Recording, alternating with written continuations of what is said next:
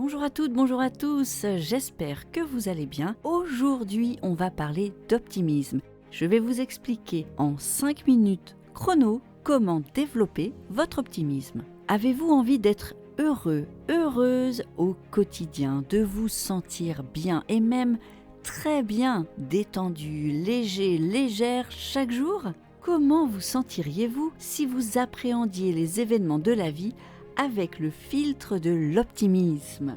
Et si tout à coup vous étiez capable de réagir positivement même lorsque la vie vous fait vivre une épreuve, une difficulté ou un échec? Dans quel état d'esprit seriez-vous et que ressentiriez-vous physiquement? Je vous invite à faire l'expérience volontairement, ne serait-ce qu'une journée, d'être dans la peau d'une personne optimiste, d'adopter le prisme par lequel les optimistes voient la vie et appréhendent les événements qu'ils vivent. Dès le réveil, commencez par vous souhaiter une excellente journée et dites à voix haute que cette journée sera merveilleuse quoi qu'il arrive.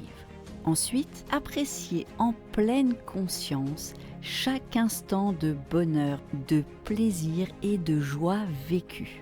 Éprouvez de la gratitude et dites merci à voix haute ou dans votre tête pour tout le confort dont vous bénéficiez, pour cette douche chaude que vous prenez, ces vêtements que vous portez, votre animal de compagnie qui vous accueille et vous apporte du réconfort. Soyez également plein de gratitude envers tous les événements positifs, agréables, joyeux qui s'offrent à vous aujourd'hui et remerciez la vie pour cela.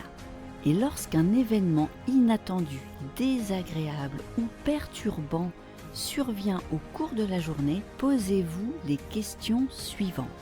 Qu'est-ce que cette situation m'apporte de positif ? Quels enseignements et quelles ressources puis-je en tirer? Qu'est-ce que cet événement veut me faire comprendre? Quelle prise de conscience est liée, associée à cette situation? Qu'est-ce que l'univers veut m'indiquer? Quels bénéfices puis-je tirer de cette situation?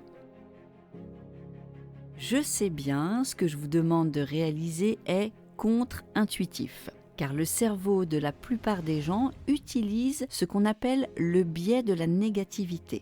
C'est-à-dire qu'il se focalise sur les aspects négatifs d'un événement et banalise les aspects positifs. Être optimiste, c'est faire exactement l'inverse. C'est se focaliser sur les aspects positifs et même trouver des ressources et des enseignements positifs dans toutes les situations. Lorsque le pessimiste voit un échec, l'optimiste, lui, voit un résultat et un nouveau défi à relever. Ainsi, alors que le pessimiste est abattu par son échec, l'optimiste examine le résultat, en tire des enseignements et est plein d'entrain et d'énergie à l'idée de renouveler l'expérience en y apportant de nouveaux paramètres et est même enthousiaste à l'idée de se mettre en route vers la réussite. Contrairement à ce que certaines personnes pensent, être optimiste, ce n'est pas se voiler la face.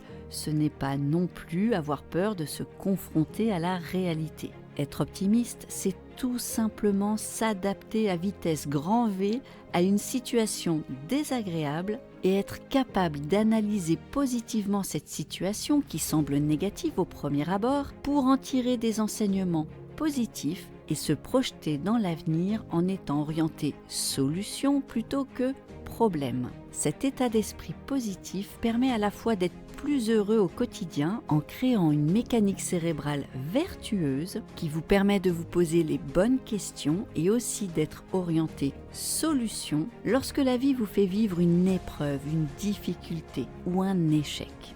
Voir la vie à travers le prisme de l'optimisme, c'est prendre le contrôle de ses émotions, se donner la chance d'être plus heureux, plus heureuse au quotidien, tirer des enseignements de toutes les situations vécues et avancer plus rapidement et plus sereinement vers ses objectifs.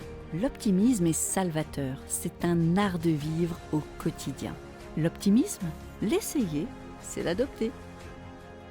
Merci à vous toutes, merci à vous tous d'être toujours aussi fidèles à mes podcasts et bienvenue à ceux qui me découvrent pour la première fois. C'est toujours un plaisir pour moi de vous apporter des solutions en développement personnel et professionnel. Je vous souhaite le meilleur et vous dis à très vite pour un prochain podcast sur Exprimez-vous.